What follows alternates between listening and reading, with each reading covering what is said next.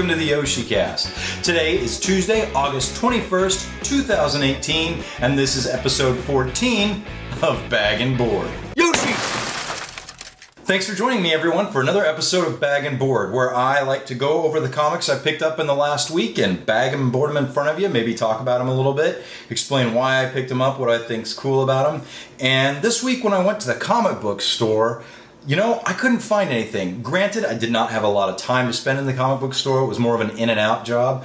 But I saw nothing on the new rack that caught my eye. I did a quick dig through a couple of back issue bins. Just wasn't able to find anything. But lucky for me, because I was kind of sweating it there, I got some books in the mail that I had ordered online. So I do have some stuff to talk about and to bag and board with you. So let's just jump right in. First up this week is a book I've had my eye on for a little while, but I never ever really pulled the trigger, but I finally did. This is a 1987 copy, I believe, The Man of Steel, issue number 1. And the reason I was interested in this is more of the historical value, the historical perspective for me, the thing that I was really intrigued with, more than the book or the story, is from all I could tell online and all the research I've done and speaking to comic book shop owners, this is the very first comic book ever to get shipped with a variant cover. That's right. There's two covers for issue 1 of Man of Steel that came out around 1987. And that's why I really wanted that. So we're going to bag and board both of these today. But I want to talk a little bit about the story because I also read this. Man of Steel issue number 1 is it's a retelling of Superman's origin story. I don't know what spawned this, why this book came out. But that's what this issue is. It is from his parents sending him away from the planet Krypton all the way to Earth, him growing up and eventually becoming Superman and how he gets his suit, which is really interesting. I think most people are familiar with the story of how Superman came to be. I think most people have seen the Christopher Reeve Superman movie.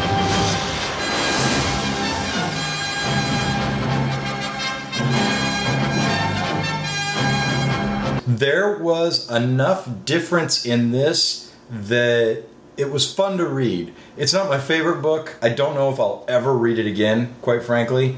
There's enough difference from this Superman origin story from the one I have in my head from watching the movies and from reading other comic books that it was an interesting read. I enjoyed it. I think anybody who was jumping into Superman in 1987 would have enjoyed the fact that this was not just a rehash. But it is essentially from Krypton, or the planet Krypton, to, if we go to the back page here, to how Superman gets his suit.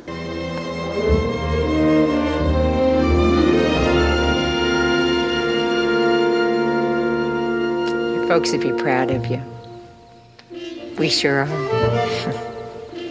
From his mother, who makes it, and flying off to help out Metropolis.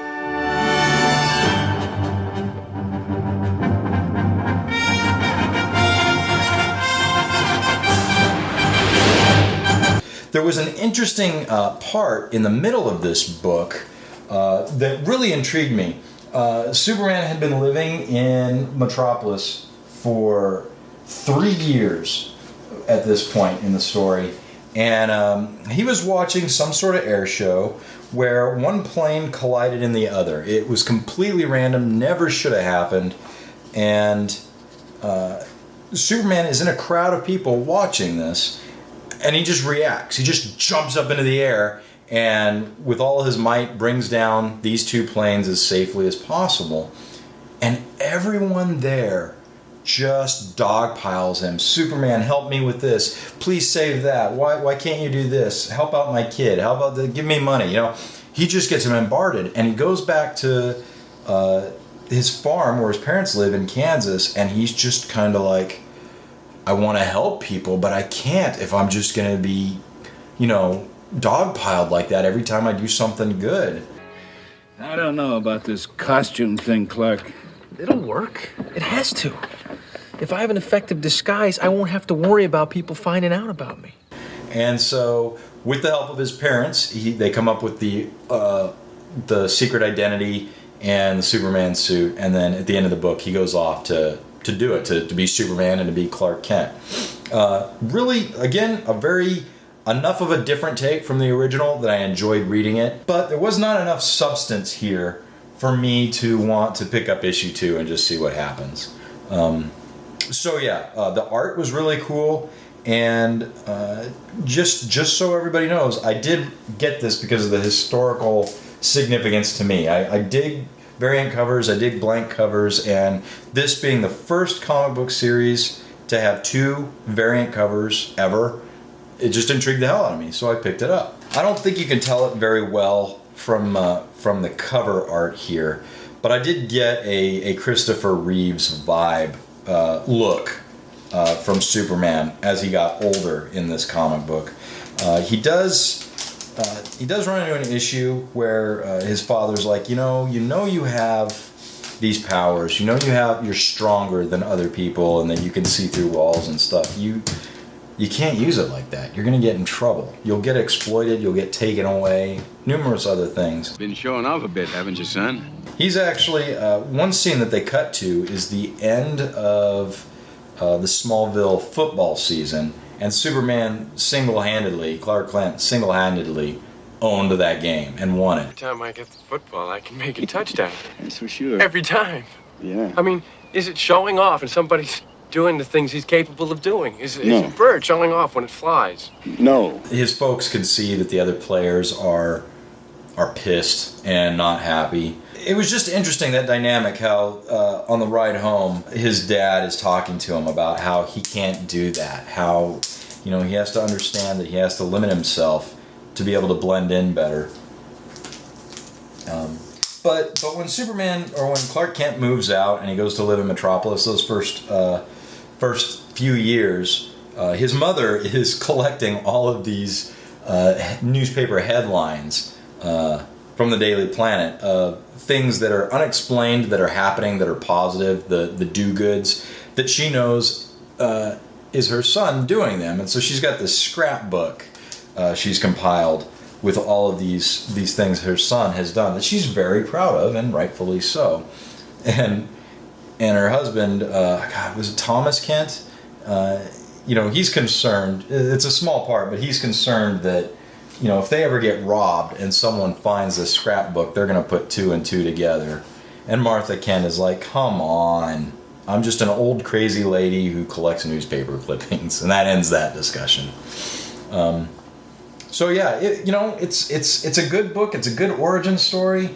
I wish I was a little more into it so that I want to read it. But I think part of the problem why I don't want to keep continuing is just, at my age, and as much as I've read about Superman and seen of Superman, the retelling of the origin story is not something I'm interested in. Even though there's plenty of differences here, plenty of nice, unique differences, it's just not enough for me to continue.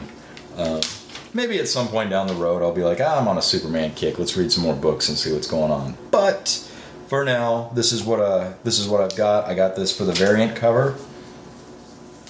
The variant, it being the first comic book ever with a variant cover. What's really cool about this one, I don't know how well it's showing up on the camera, but this particular cover, the Man of Steel, is almost foily. Maybe it is a foil. It's not foil like 90s books like we know. This one doesn't have any, but this one sure does. And it's shiny. I like it a lot. I also don't know why the little box here at the bottom is telling us the Batman fights Swamp Thing in Swamp Thing issue 53. That's kind of weird. Usually, I think this is reserved for either the barcode or a character logo or symbol or face or figure, but that's just plain straight advertising a whole different book. So I'm really stoked to have these in my collection. It's a nice little piece of comic book history. You can still find these very cheaply online, be it whatever comic book store's website you like to check out or eBay. They're not expensive. Yeah, I'm pretty super duper stoked about this, that's for sure. And here we go, Man of Steel issue number 1. Man of Steel issue number 1, the first comic ever to have a variant cover, came out around 1987. Pretty decent Superman origin story. If you're familiar with it, I don't think you'll be bored if you want to read this. Great looking books. Next up is a blank cover. My favorite type of comic books. This is a Zenoscope issue number 1, Revenge of Wonderland. It seems like lately, you know, these Wonderland stories, these retellings of myths and stuff are super popular. There's been multiple TV shows about this kind of thing, multiple movies. And I think it's cool to have an issue number 1, Revenge of Wonderland, that kind of would let me, when I commission a piece, just kind of have fun with it. I have no idea what the story's about. Quite honestly, I don't care. It's about the logo. It's about what I'm inspired to have commissioned on this cover. And here is Zenoscope's Revenge of Wonderland issue number 1. Beautiful blank sketch cover. If I were to critique it, this is very nice. I like that the creators' names here are, let me do this under the other camera. I like that the creatives' names here are pushed up with the logo. They don't extend very far beneath the logo. This, I don't give a crap about. This could go. This launch blank sketch edition, this is affecting the draw space, and I don't like that. But what are you going to do? This is what they offered. It's relatively clean, so I picked it up. So next up, we have a DC Comics blank, but I know it's DC Comics because they still are putting the protective sheet of tissue-like paper over the blank cover so it doesn't get damaged. And it's been working out really well, the books I've bought that have had this. I'm really stoked that they're doing that. So let's go see what this is. Okay, now that I have it laid down, you probably can see it too, but it's SuperGirl. It's a SuperGirl blank cover. Let's take a look at this guy. Girl. Let's take a look at this girl. So my gut reaction here, the first thing I noticed was the logo. I was not expecting the logo to be so, shiny is not the right word, but the art, the way they've colored it, makes it look shiny. I kind of like how it looked better off the website before I bought it. But this is the closest thing I've seen to just a simple Supergirl blank cover. That's why I got it. I'm still, I'm a little bummed out about the logo, but you know, what are you gonna do? This is fine. This is simple. I kind of wish they would kind of blank this out for a character box so you could put a character in there. Some blank covers have that, some don't. But this is fairly okay. I'm all right with that. And then you've got the creators' names here at the bottom, which I'm not a fan of. It's just eating up the blank space that an artist could work on. Let's go ahead and rip this waxy paper stuff off and bag and board this bad girl.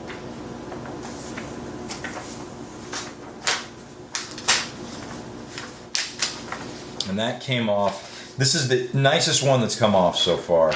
No paper was left behind. It just ripped off the staples. Really easy. I love that they're doing this. I'm sure there's going to be a debate about some point about leaving these on until the artist has had a chance to draw them or leaving them on forever. For right now, I'm taking them off. I mean, I bag and board my stuff really well so they don't get damaged. I'm not too concerned about that. So yeah. So unlike the issue I just bagged and board of Revenge of Wonderland, they kind of double covered this. DC and Marvel does this. This is the generic A cover that Supergirl came out with, and then they just put the blank cover on top of it, whereas Revenge of Wonderland makes the blank cover the cover for the book. There's no C cover A underneath it. And here we have issue 21 of Supergirl, the blank cover variant. Fairly clean, little disappointed with how the logo came out. I was hoping more of how Superman looked a couple weeks ago when I bagged and boarded that guy, just plain straight art. They colored the logo to be, imitate shiny or glossy. But here we go, blank variant for Supergirl, issue 21. Now, my last book for this week is another blank variant, and I can tell right through it, this is the new series of Sandman, the blank variant. Let's go ahead and open this guy up and see what it looks like, because I don't remember. So, of course, Sandman is a DC book, so it has the wax paper on it. The Sandman Universe, issue number 1, the blank cover variant, written by Neil Gaiman. If you guys are fans of writers, he is a very big name. You know, I dig the logo. I think the logo is fine. I think it's okay that they've got the black thing here. This kind of kills it, honestly. I feel like they did this, like this is a head sketch. Like, nobody at DC who put this book out thinks anybody wants something beyond a head sketch. I don't know. Luckily, you know, the back is probably a complete solid blank. Aside from the barcode, it is. So you could work something out with that. It's kind of unfortunate. I feel like this just takes away from the potential that this blank could have, which I'm sure everybody's wondering, so why did you get this, Yoshi? You're such a stickler for very, very clean books. It's Sandman. I was a big fan of the original run, and I did enjoy the story that was told there. Stories. And I wouldn't mind having a sketch or two, possibly. I feel like, you know, I'm very limited in what I can do with this. I also was thinking, now that I'm talking about it, I remember, how often are we ever going to see a blank Sandman sketch? Particularly one that's actually a book that's still written by Neil Gaiman, because at some point somebody else will probably take over the property. So that's why I got it. I do like the logo. I think the logo is beautiful. This stuff here didn't need to be here. They could have put this anywhere else. They could probably have. Well, I don't know if I'd want it printed on the inside, but, you know, they put 2 covers on the book. Why must they put it on the blank cover? I don't know. And this is Sandman Universe issue number 1, the blank cover variant. Beautiful logo. Unfortunately, the blank cover is somewhat tarnished by having all this unnecessary writing on the bottom. This is primarily was thought of as for a head sketch. I can tell right by how much space they left what they were hoping for. Which is unfortunate. If it were just blank, then the owner could decide to do head sketch or something else that they wanted. But nonetheless, I love the logo. I don't know how many blank Sandmans we'll ever get in the future, so I'm happy to own it. And that's kind of it for this week, guys. Thank you so much for joining me. I hope you dug the quick review for Man of Steel issue number 1, and I hope you liked the blank covers I was able to bag and board. If you're interested at all in the bags, boards, gloves, tape, everything I use to put these books together, you can find links to all that stuff down below in the show notes. And until next week, you guys take care, and I'll see you in the next one.